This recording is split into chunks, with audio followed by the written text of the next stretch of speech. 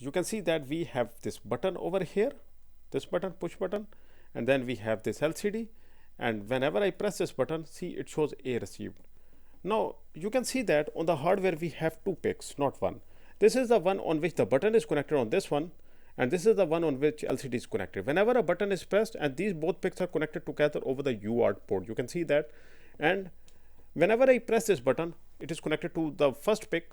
It sends a character to the second PIC, and then second PIC displays the corresponding text on the LCD against that character. So let me show you the hardware. So you can see that this is the simple hardware we have here. This is the PIC having the button, and these two PICs are connected together over the UART port. And then this is the second PIC having the LCD. This is the receiver side. And now guys, I show you the code. In the code you can see that, first of all, I show you the transmitter PIC. So this is the transmitter side code. On the transmitter side, you can see that we initialize the UART port with 9600 baud rate. We initialize the button pin, and then we check if the button is pressed. If the button is still pressed after 50 millisecond delay, we consider it to be pressed. We check if the TX buffer is ideal. Then we send a character A, and then character A is sent, and we pause the code for 100 millisecond, and that's all. Then else, if the button is not pressed, we send any character other than A, that is Z. Now on the receiver side, we initialize the LCD with this pinout setting as shown on the presentation. And then we initialize the character variable to store the data coming from the transmitter PIC. Receive data character variable, we initialize the UART port with the same baud rate as that of the transmitter, 9600. We initialize the LCD with our set pinout. Then we checked if the button is pressed. Oh sorry, if any data is read. So this command makes sure that the read buffer is ideal when the data is read. So whenever a character is read using this command, it is stored in this variable, char variable, receive data. We check if the received data variable is A, then it shows this text on the LCD, A received, as you can see, and it remains there for 1 second, and else it will clear the screen. So that's why this programming is giving us this result over here. You can see that whenever I press this button, a character A is shown here, and A is shown for 1 second. See, if I keep on pressed, it will remain there, and if I release it, in the else loop we have the LCD clear, so it gets cleared. So guys, this is how it's working. Guys, welcome to learning microcontrollers. In this video, I will show you how we can interface two PIC16F877A over UART communication. So this will be a demonstration or an exercise. We will set data on button press from PIC1 TX pin to the PIC2 RX pin, and then at the RX PIC we will be having an LM016 cross to LCD. Then we will program the RX PIC in such a way that it will display the data on the LCD. So this will be the simple exercise. So guys, this over here is our PIC16F877A microcontroller having 40 pins. It's a DIP version. This over here is our second PIC. Again the same PIC16F877A having 40 pins. It's a DIP version.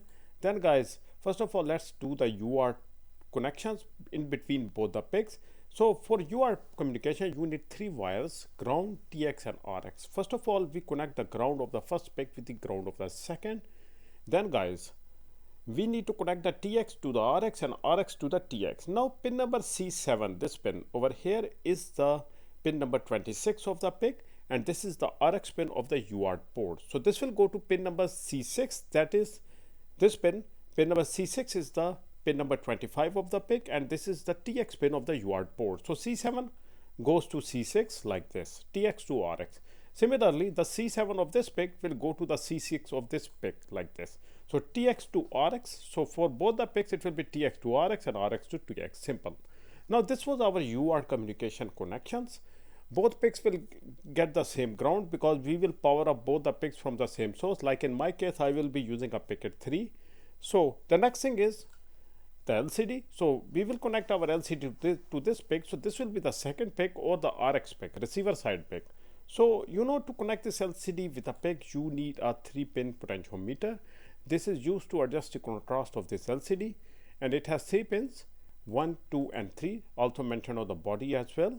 Now guys, this LCD has 16 pins, 1 to 16 from left to right if you hold it like this.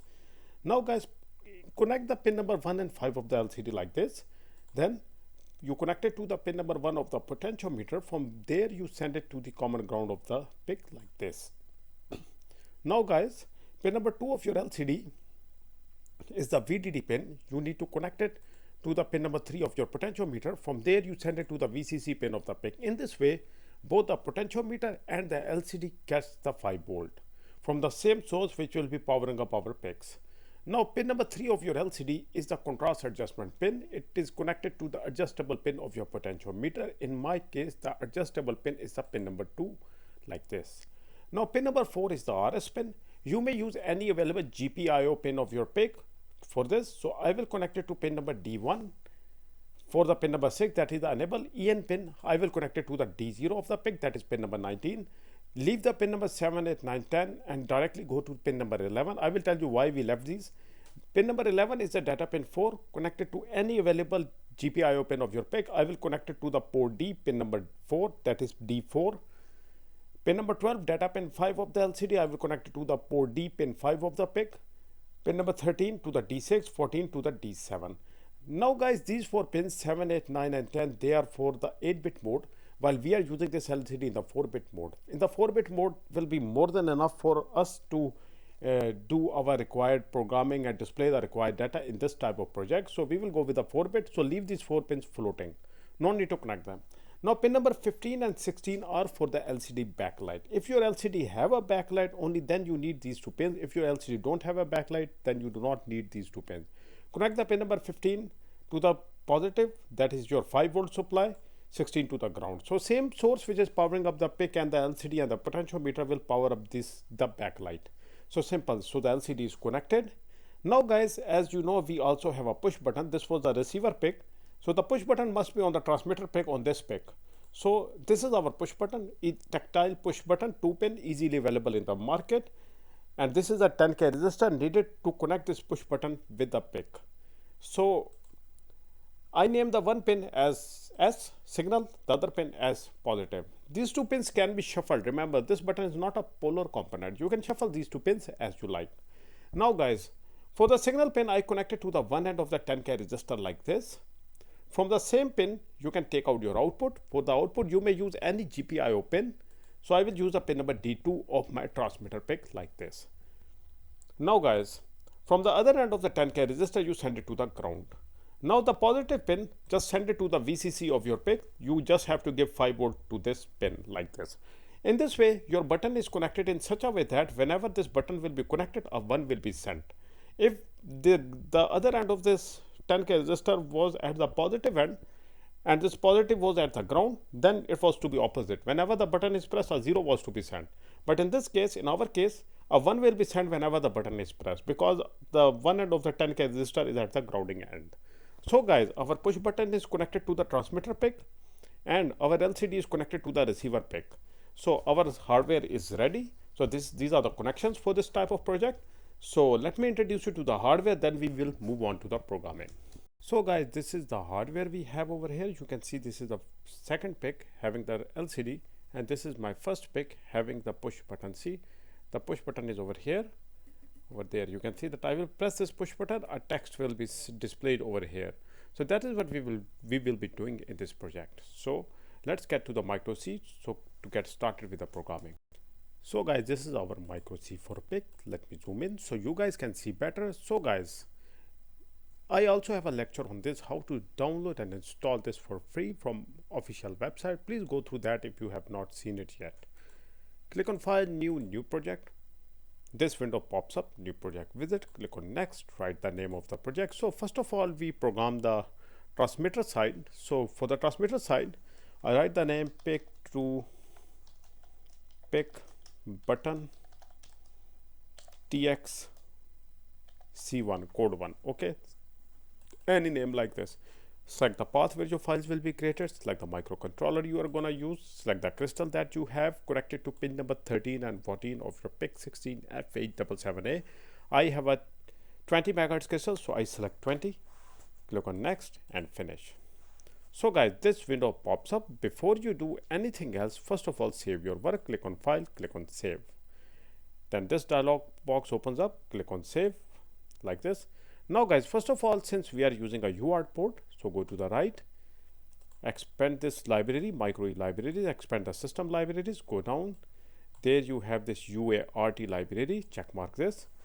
From there you have to select, you have to basically initialize a UART port. So you check this command UART1 INIT, double click on this window pops up, and in the example here you have this command called UART1 INIT 9600. You paste it in the one-time loop like this. Now guys, in the one-time loop you can see that this is the syntax of the command, and inside it you will write your desired baud rate. You can write any desired baud rate that your PIC supports. So 9600 for this project is fine, but remember, whatever is the baud rate for the transmitter must be the same for that of the receiver as well, else this will not work. So I give some initialization delay, not necessary, but I always suggest to give it in the one-time loop. Now guys, we have the UART port initialized. Now we need to initialize the button, because we have connected a button to the transmitter PIC. So as per the presentation, the button is connected to the port D pin 2. So I write tris d.f2 equals to 0. Now tris is a direction register, and whenever you write 0, it means the pin has been declared as output, but in our case it's a button. So 1 means the button pin has been declared as input. So port D, tris is the syntax, is a direction register, F2 is the pin number, and 1 means the pin has been declared as input. For button sensors, you always declare the pin as an input, so it's done. So by default, I want the button to be port D.F2 equals to be 0. Why? Because I have connected that 10K register. You can see that in the presentation.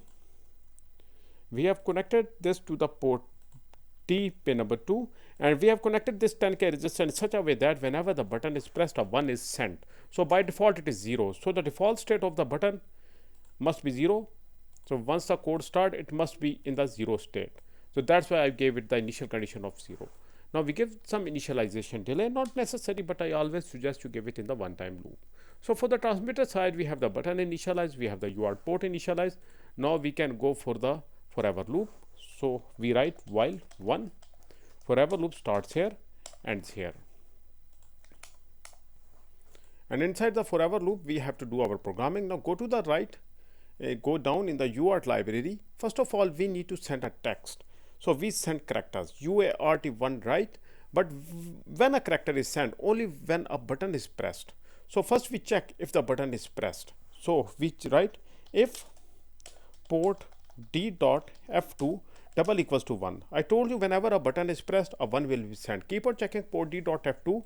If it becomes 1, only then what it should do. We give some delay, like wait for 50 milliseconds. Now again check if the button is pressed. After 50 milliseconds, if again still the button is pressed, then consider it to be pressed, and if the button is pressed, we close both the loops. So these both loops I have closed over here. Now after 50 milliseconds, this is the debouncing delay.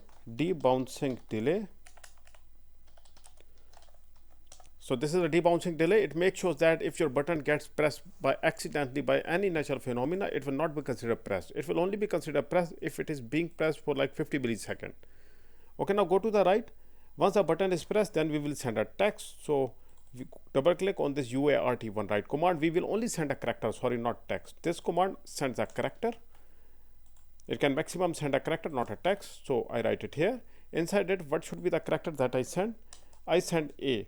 Okay, A or any character that you want, you will be programming it at the receiver side. So if the button is pressed, A is sent. And then to make sure that it is sent in a proper way, use this command to make sure that the TX buffer is ideal whenever the character is sent. This command, copy this. If UART TX ideal double equals to 1, you copy this command, go back, paste it above your like this, and close this loop as well. And this command should be inside. So if the TX buffer of the transmitter PIC is ideal, only then a character A will be sent whenever the button is pressed. And then give some initialization delay, not necessary. This is not initialization delay. I'm just pausing the code to slow down the code. A button is pressed, A is sent, and then else. If the button is not pressed, then out of the main loop, write down else condition. Else, if the button is not sent, then what should happen? So any character other than A can be sent here. Like you will copy this whole loop, paste it here. If button is pressed, and A is not sent, then any character other than A will do. So your code will keep on working. So remove this delay like this. This is fine. So if the button is not pressed, any character other than A will be sent. Okay, we build this code.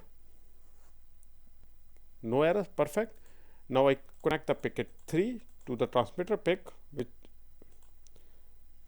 so you can see that the picket is connected to the transmitter side, and I burn the code that I just wrote.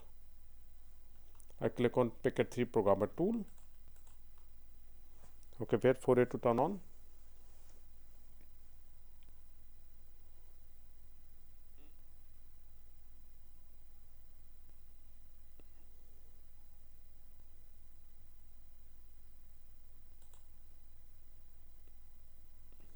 Sometimes it takes time to turn on, you have to wait.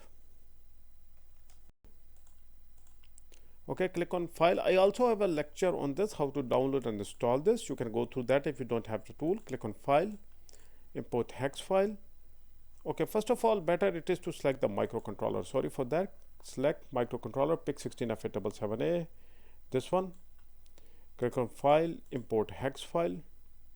This is the file we just created. Double click, click on write, wait for the new code to be written. I'm powering up the whole circuit using the picket C. That's why the LCD turned on, not an issue. Okay, it is writing the code for the TX side. In the meanwhile, we go and write the code for the RX side as well. So again, zoom in, go to the Lex, click on new project. This window pops up, new project wizard, click on next. And instead of TX, make it RX. That is the name difference I will make. Then the path where your files will be created, the microcontroller you are going to use, and the crystal you have. I have a 16 megahertz crystal connected to the RX PIC board. So I click on next and finish. Before I do anything else, I press Ctrl S to save my work like this. Again, we will be needing a UART port for the RX side as well to be initialized. So go to the right, click on micro E libraries, system libraries, go down. There you have this UART library, checkmark 6, expanded. There you have this command called UART1 init, double click on it. This window pops up. Here you have this command UART1 init, copy it, paste it in the one-time loop like this. Give some initialization delay, 100 will do fine. So you can see that again, this is the same syntax, and the baud rate I set for the UART port for the RX side is same as of the transmitter side. See, on the transmitter side we use 9600, so on the receiver it must be the same.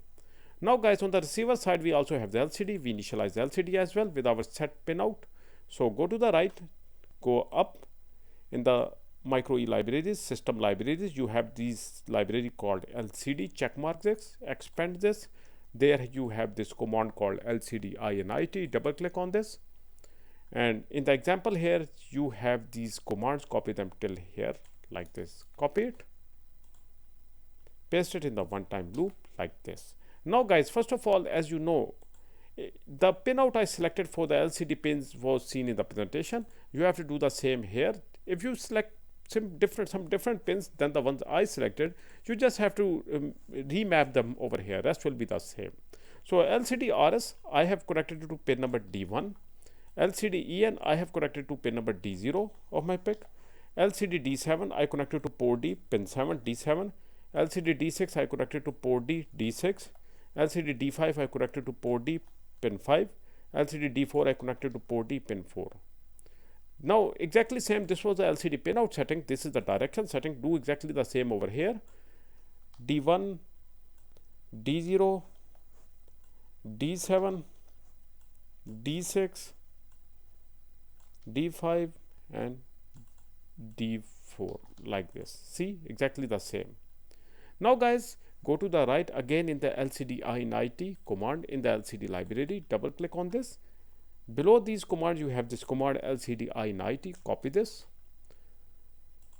go back, paste it in the one-time loop like this. Now give some initialization delay, not necessary, but I always suggest you give it in the one-time loop. Now this command LCD init initializes the LCD with following pinout. So our LCD is initialized, UART port is initialized. Now we can go for the forever loop for the RX side as well. So I write here while 1, forever loop starts here, forever loop ends here. Now inside it, since we know that on the transmitter side, we have set a character A. Whenever a character A is received, something needs to be displayed on the LCD, like in our case. So we program the character A. First of all, we need to read. Go to the right, go down. There you have this command UART1 read. This command, double click. This command reads characters. So this is the command. You copy these 3 commands. This is fine. UART1 data ready command as well. Okay, this is the command to read the data coming over the UART port. And this command makes sure that only read the data whenever the receive buffer is empty. If you don't use this command, still it is going to work, but there is a possibility that your code may get hanged because of having a big read buffer, and the queuing FIFO may take a lot of time or may get hanged. So always use this command for safety. Now go to the right if you want to use this, write this command yourself. There you have this command UART1 data ready. So I have just copied it from the example, so it was already there. Now this is the variable which will store the data, and this is the main command for receiving the data. This command UART1 read reads the data coming over the RX pin of the UART port, but it only reads a character. If you want to read a text, then you have to write here text as well. So in our case, we are just reading a character, so this will be fine. Now this character variable we have to define. So go above the void main, initialize the variable char type, any 31. I call it received data. Okay, any name will do. Copy it, paste it here. Now this will store the data coming over the UART port. Now guys, the next thing is we need to program it. So if we write here, if received data is double equal to A, then like if we received what we sent over there, like you can see on the TX side, we sent a character A whenever the button is pressed. Now if we receive the character A, then what should happen? We go to the right in the LCD library. There you have this command LCD out. Double click on this. Go down. Not CP, this command LCD out. This one. Go back. Paste it inside this loop. LCD out. This command is the syntax, and this is the first row. Start writing from first row, first column. What it should write? I write here A received. So it will write it on the first row starting from the first column A received on the LCD. Okay, like this. And then it will keep on displaying it for like, if A is received, it will keep on displaying it for like 1000 millisecond. Like character A is received, and it will be displayed for 1000 millisecond. Else, if A is not received anything other than A, so if anything other than A is received, what should it display? We will clear the LCDs. To clear the LCD, go back. There you have this command called LCD-CMD in the LCD library. Double click on this. So this is the command in the example, LCD-CMD LCD clear. Go back. So we place it in the else loop. Else the LCD will be cleared by this command. So this is our code for the receiver side. So we build this code, build without errors. Now I go to the hardware. There, I connect the PIC3 to the receiver board.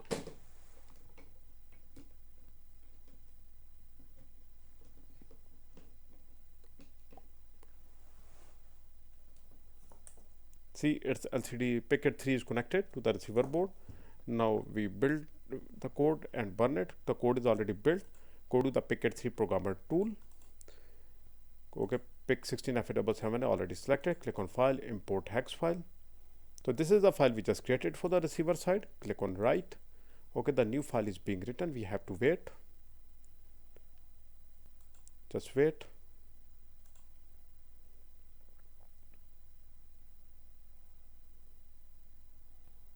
Wait. Okay,